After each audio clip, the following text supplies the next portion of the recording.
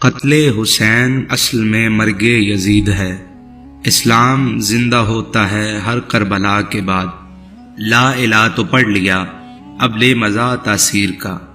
لا الہ کی تہ کے نیچے خون ہے شبیر کا۔ لا الہ کے پڑھنے والوں لا الہ سے پوچھ لو، لا الہ تو بچ گیا گر لٹ گیا شبیر کا۔ اسلام کے دامن میں کربلا کا واقعہ ایک ایسا سانحہ ہے کہ جس میں رسول خدا صلی اللہ علیہ وآلہ وسلم کے نواسے حضرت حسین علیہ السلام نے اپنی اور اپنے خانوادہ کی شہادت کے بعد اسلام کو اس کی اصل شکل میں بحال کیا۔ حسین کون کہ جن کے بارے میں نبی کریم صلی اللہ علیہ وآلہ وسلم کا ارشاد پاک ہے، حسین منی و انا من الحسین، حسین مجھ سے ہے اور میں حسین سے ہوں۔ اسی حسین کو ان کے بچوں اور خاندان کے ہمراہ کربلا کے چٹیل میدان میں پیاسا رکھ کے شہید کیا گیا۔ ان کے جوان علی اکبر اور 6 ماہ کے علی اصغر کو بھی تیروں سے چھلنی کر دیا گیا۔ غرض کے ظلم کی نہ ختم ہونے والی داستان رقم کی گئی۔ رسول اللہ صلی اللہ علیہ وآلہ وسلم نے اپنے بعد خلافت کے لیے 30 سال کی پیشن گوئی کی تھی اور کہا تھا کہ اس کے بعد بادشاہت قائم ہوگی۔ کربلا کا واقعہ کیسے ہوا؟ کاروان خلافت روا دوا تھا کہ ملوکیت نے شب خون مارا اور امت کو صراط مستقیم سے بھٹکانے کی کوشش کی۔ حکمت الہی کار فرما ہوئی اور سرزمین کربلا پر نواسہ رسول صلی اللہ علیہ وآلہ وسلم کے خون سے خلافت کی حدود کا تعین کیا گیا۔ خون کی لکیروں کا یہ تعین اتنا گہرا تھا کہ زمانہ ہزارہا کوششوں کے باوجود اب تک اسے نہ مٹا سکا اور نہ قیامت تک مٹا سکے گا۔ اگر کربلا کے تمام سانحے کو ایک لائن میں بیان کیا جائے تو یہی کہنا کافی ہوگا کہ یزید تھا اور حسین ہے۔ نہ یزید کا وہ ظلم رہا، نہ زیاد کی وہ جفا رہی، جو رہا تو نام حسین کا جسے زندہ رکھتی ہے کربلا۔ کربلا کا واقعہ کیسے ہوا اور اس میں آل رسول کے ساتھ کیا سلوک کیا گیا، آج کی ویڈیو میں یہ آپ کو بتاؤں گا، لیکن اس سے پہلے ہمارے چینل کو سبسکرائب کر لیجئے۔ امام علی علیہ السلام کی شہادت کے بعد حضرت امیر معاویہ رضی اللہ تعالیٰ عنہ حکمران بنے۔ امیر معاویہ کا امام حسن علیہ السلام کے ساتھ معاہدہ طے ہوا، ان کے بعد حکومت دوبارہ اسلامی طریقے سے چلائی جائے گی، لیکن حضرت امیر معاویہ نے اس عہد سے روگردانی کی اور اپنے آخری ایام میں اپنے نااہل بیٹے یزید کو نامزد کر دیا۔ امیر معاویہ وفات پا گئے اور یزید حکمران بن گیا۔ امام حسن علیہ السلام بھی تب تک شہادت پا چکے تھے۔ مدینہ کا والی اس وقت ولید بن عتبہ بن ابو سفیان تھا، جو کہ امیر معاویہ کا بھتیجا اور یزید کا چچا زاد بھائی تھا۔ یزید نے اس کو پیغام پہنچایا کہ میری طرف سے حسین ابن علی رضی اللہ تعالیٰ عنہ سے بیعت لی جائے۔ ولید نے حسین بن علی کی طرف بیعت لینے کی غرض سے قاصد بھیجا۔ آپ نے فرمایا مجھے سوچنے کی مہلت دو اور جلدی نہ کرو۔ ولید نے ان کو مہلت دے دی، لیکن آپ معاملے کی سنگینی کو سمجھ گئے تھے۔ آپ نہیں چاہتے تھے کہ ایسی کسی وجہ سے شہر رسول صلی اللہ علیہ وآلہ وسلم میں کسی طرح کی خرابی پیدا ہو، تو آپ نے یہ سوچ کر مکہ کی طرف کوچ کیا۔ جب آپ مکہ پہنچے تو کوفہ والے ان کے پاس آئے اور بعد نے قاصدوں کے ہاتھ پیغام بھیجے کہ ہم نے آپ کی خاطر اپنے آپ کو بیعت سے روک رکھا ہے، ہم یزید کے والی کے پیچھے جمعہ نہیں پڑھتے ہیں، آپ ہمارے پاس تشریف لے آئیے۔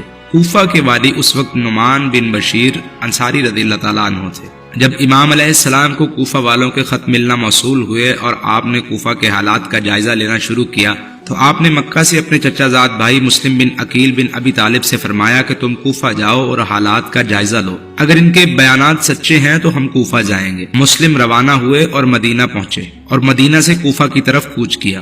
کوفہ پہنچ کر آپ نے مسلم ابن سجوہ اسدی کے پاس قیام کیا۔ کوفہ کے لوگوں کو جب مسلم کی آمد کی خبر ملی تو وہ ان کے پاس چوری چھپے آتے اور ان کے ہاتھ پر امام حسین علیہ السلام کے لیے بیعت کرتے، حتیٰ کہ کوفہ کے 12,000 باشندوں نے آپ کے ہاتھ پر بیعت کر لی۔ یزید کے حواریوں نے جب یہ صورتحال دیکھی تو ان میں سے ایک شخص جس کا نام عبید اللہ بن مسلم بن شعبہ الحضرمی تھا، وہ نعمان بن بشیر کے پاس گیا اور کہا کہ یا تو سچ مچ کمزور ہے یا بن رہا ہے، ملک میں ہر طرف فساد پھیلا ہوا ہے۔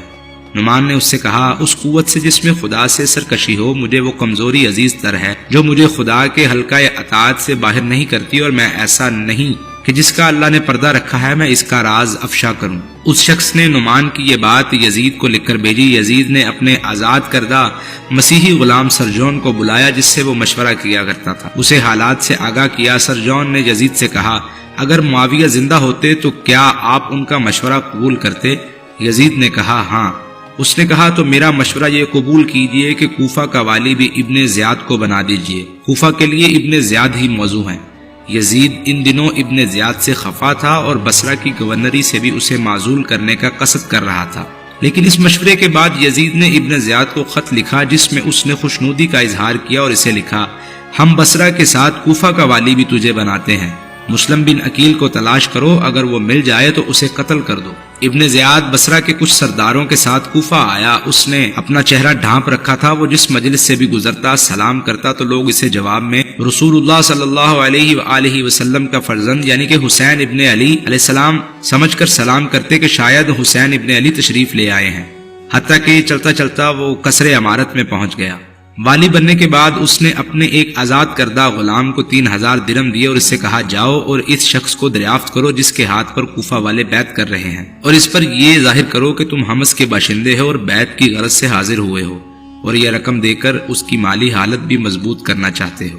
وہ غلام بڑی احتیاط سے کھوج میں لگا رہا حتیٰ کہ وہ کوفہ کے اس بڑے آدمی یعنی مسلم ابن اسجا کے پاس پہنچ گیا جو بیعت حسین رضی اللہ تعالیٰ عنہ کے سلسلے میں کام کر رہے تھے۔ اس نے شیخ سے بات کی، انہوں نے کہا تم سے مل کر مجھے بہت خوشی بھی ہوئی ہے اور افسوس بھی۔ خوشی اس بات کی ہے کہ خدا نے تمہیں سیدھی راہ دکھائی ہے، مگر افسوس اس بات کا ہے کہ ہمارے کام کو ابھی تک استحکام میسر نہیں آیا۔ پھر شیخ اسے مسلم بن عقیل رضی اللہ تعالیٰ عنہ کے پاس لے گئے، مسلم نے رقم اس سے قبول کر لی اور اسے بیعت بھی کر لیا۔ وہاں سے وہ ابن زیاد کے پاس واپس آیا اور سارا ماجرا سنایا۔ جب ابن زیاد اس گھر تک پہنچا جہاں مسلم بن عقیل قیام فرما تھے تو اتنے میں آپ ہانی بن عروہ کے گھر میں منتقل ہو چکے تھے اور حسین ابن علی علیہ السلام کو پیغام بھیج چکے تھے کہ کوفہ کے 12000 باشندے بیعت کر چکے ہیں، آپ تشریف لے آئیے۔ ابن زیاد نے کوفہ کے تمام سرداروں کو طلب کیا اور جب دیکھا کہ ان میں ہانی بن عروہ موجود نہیں تھے، کوفہ کے سرداروں سے ابن زیاد نے کہا کہ کیا بات ہے کہ اور لوگوں کے ساتھ ہانی بن عروہ مجھے ملنے کے لیے نہیں آئے۔ اس کے بعد محمد بن اشعث اپنے قبیلے کے چند آدمیوں کے ہمراہ ہانی بن عروہ کے پاس گیا اور وہ اس وقت اپنے گھر کے دروازے پر کھڑے تھے۔ ان لوگوں نے کہا امیر آپ کا ذکر کر رہے تھے اور ملاقات میں تاخیر کی شکایت کر رہے تھے،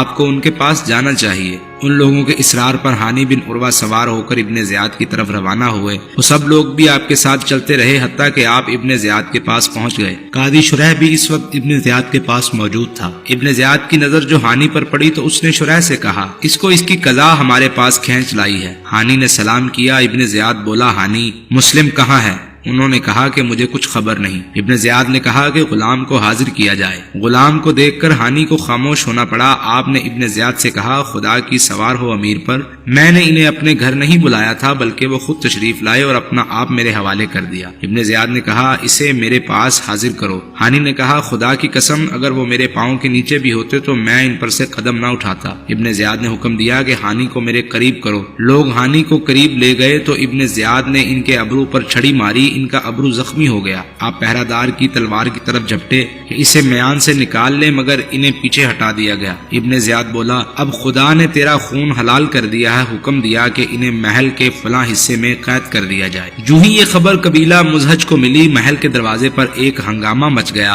ابن زیاد نے شور سنا تو پوچھا یہ کیا ہو رہا ہے؟ لوگوں نے بتایا یہ قبیلہ مزہج کے لوگ ہیں جو ہانی کی گرفتاری پر احتجاج کر رہے ہیں۔ ابن زیاد نے قاضی شریح سے کہا تم ان لوگوں کے پاس جاؤ اور انہیں بتاؤ کہ میں نے محض تحقیقات کی غرض سے انہیں روک رکھا ہے اور ایک غلام کو قاضی پر جاسوس مقرر کر دیا۔ شریح ہانی کے قریب سے گزرے تو ہانی نے اسے کہا شریح خدا سے ڈرو، یہ مجھے قتل کرنے کے در پہ ہے۔ قاضی شریح باہر نکلا، محل کے دروازے پر کھڑا ہوا اور لوگوں سے کہا ہانی کو کوئی خطرہ نہیں ہے، امیر نے اسے محض تحقیقات کی خاطر روک لیا ہے۔ لوگ یہ سن کر منتشر ہو گئے۔ مسلم کو خبر ملی تو انہوں نے نعرہ خاص بلند کیا، کوفہ کے 4000 باشندے ان کے گرد اکٹھے ہو گئے۔ مسلم رضی اللہ تعالیٰ عنہ نے ہر اول دستے تیار کیے، خود لشکر کی قیادت کرتے ہوئے ابن زیاد کی طرف روانہ ہوئے۔ ابن زیاد نے کوفہ کے سرداروں کو شاہی محل میں اکٹھا کر لیا۔ جب مسلم شاہی محل کے دروازے پر پہنچے تو سرداران کوفہ نے اوپر سے جھانکا اور اپنے اپنے قرابت داروں کو سمجھانے بجھانے اور انہیں لوٹ جانے کی تلقین کرنے لگے۔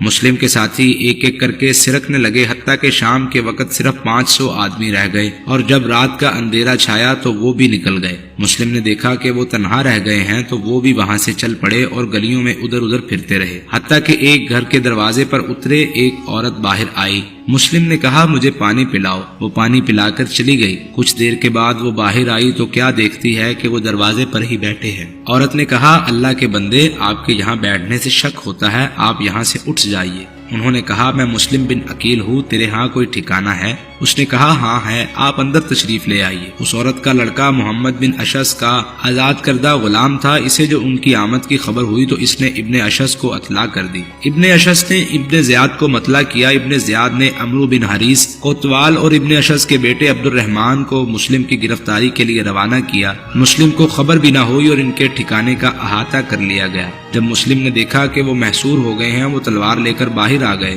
اتنے میں عبد الرحمن بن محمد بن اشعث نے انہیں کہا آپ میری پناہ میں ہیں۔ اس کے بعد وہ انہیں ہاتھ سے پکڑ کر ابن زیاد کے پاس لے گیا۔ ابن زیاد نے حکم دیا کہ مسلم کو محل کے اوپر لے جا کر ان کی گردن اڑا دو اور ان کا لاشا بازار میں پھینک دو، اور ہانی کے بارے میں اس نے حکم دیا کہ انہیں گھسیٹ کر کناسا، جو کہ کوفہ میں ایک جگہ کا نام ہے، وہاں لے جایا جائے اور وہاں انہیں سولی پر چڑھا دیا جائے، اور چنانچہ بعد میں ایسا ہی ہوا۔ ہانی کو شہر کے وسط میں سولی پر لٹکا دیا گیا۔ ادھر مسلم بن عقیل پہلے امام حسین علیہ السلام کو کوفہ آمد کے حوالے سے خط لکھ چکے تھے، اور حسین ابن علی رضی اللہ تعالیٰ عنہ مسلم بن عقیل کا خط پڑھ کر کوفہ کی طرف روانہ ہو گئے، حتیٰ کہ جب قاصدیہ ان سے 3 میل کے فاصلے پر تھا، حر بن یزید تمیمی آپ سے ملا اور پوچھا کہاں کا ارادہ ہے؟ آپ نے کہا کہ کوفہ جانے کا ارادہ رکھتا ہوں۔ حر نے آپ سے کہا آپ لوٹ جائیے، کوفہ کے حالات آپ کے لیے سازگار نہیں ہیں۔ لیکن آپ کو مسلم بن عقیل کی شہادت کی خبر مل چکی تھی، تو مسلم بن عقیل کے بھائی آپ کے ہمراہ تھے، انہوں نے کہا کہ واللہ ہم واپس نہیں جائیں گے، انتقام لیں گے یا ہم بھی قتل ہو جائیں گے۔ اس پر مولا حسین علیہ السلام نے فرمایا تمہارے بعد جی کر مجھے کیا لینا ہے؟ یہ کہہ کر وہ کوفہ کی سمت روانہ ہو گئے۔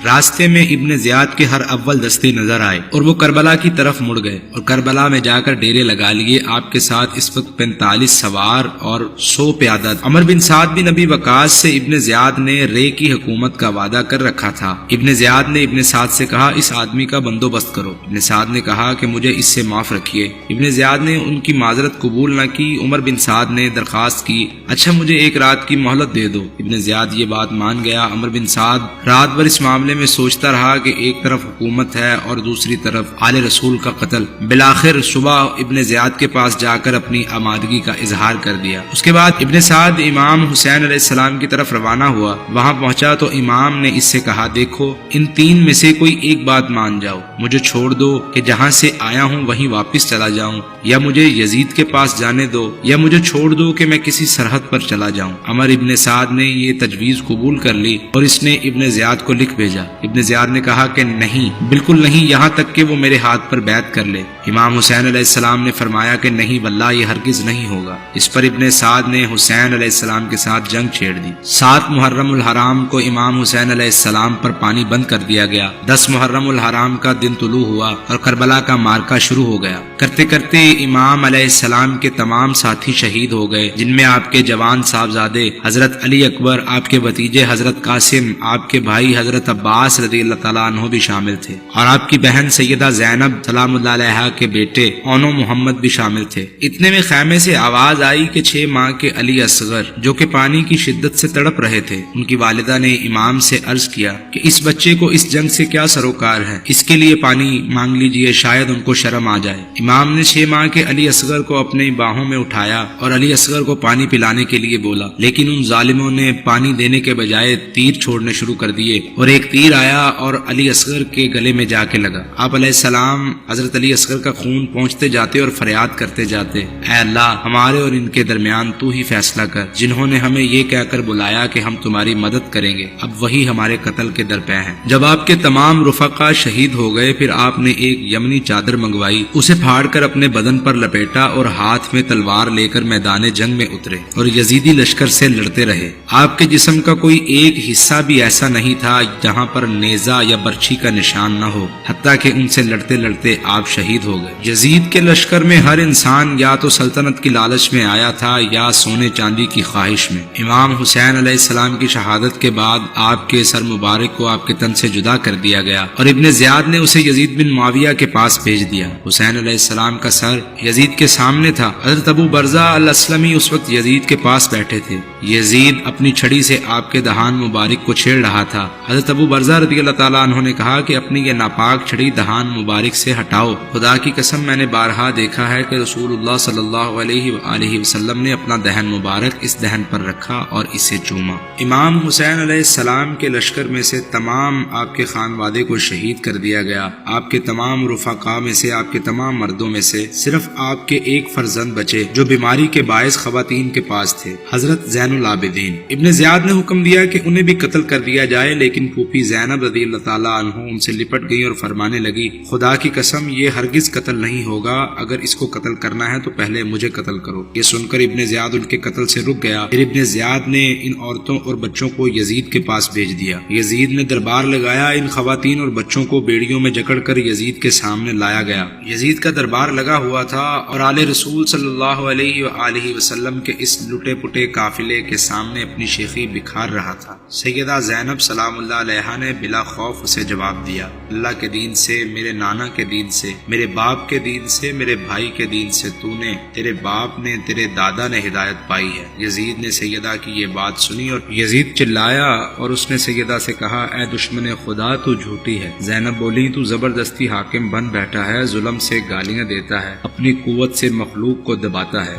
غرض کے اس نے آل رسول کے اس لوٹے پٹے قافلے کو واپس مدینہ پہنچا دیا۔ جب یہ قافلہ مدینہ پہنچا تو بنو عبد المطلب کی ایک خاتون بال بکھیرے ہوئے اور اپنی آستین سر پہ رکھے ہوئے ان کے سامنے آئی۔ وہ روتی جا رہی تھی اور شعر پڑھتی جا رہی تھی۔ ان کا ترجمہ ہے، تم کیا جواب دو گے اگر پیغمبر صلی اللہ علیہ وآلہ وسلم نے تم سے پوچھا کہ تم نے آخری امت ہو کر میری وفات کے بعد میرے گھرانے کے ساتھ کیا سلوک کیا؟ ان میں سے کچھ قیدی ہیں اور کچھ خون میں لتھڑے ہوئے مقتول ہیں۔ میں جو زندگی بھر تمہیں نصیحتیں کرتا رہا اس کی یہ جزا تو نہ تھی تم میرے قرابت داروں کے ساتھ ایسی بد سلوکی کرو۔ اس خاتون کے اشعار میں وہی وصیت تھی جو نبی کریم صلی اللہ علیہ وآلہ وسلم نے اپنی امت کو فرمائی، دیکھو میں تم میں دو ایسی چیزیں چھوڑے جا رہا ہوں کہ اگر تم نے انہیں تھامے رکھا تو گمراہ نہیں ہوگے۔ ان میں سے ایک دوسری سے عظیم تر ہے، کتاب اللہ جو ایک رسی ہے جو آسمان سے زمین تک لٹک رہی ہے، اور دوسری میری اطرت یعنی کہ میرے اہل بیت، یہ دونوں ایک دوسرے سے ہرگز جدا نہیں ہوں گے یہاں تک کہ حوض پر میرے پاس آ پہنچیں گے، تو خیال رکھنا کہ میرے بعد تم ان سے کیسا سلوک کرتے ہو۔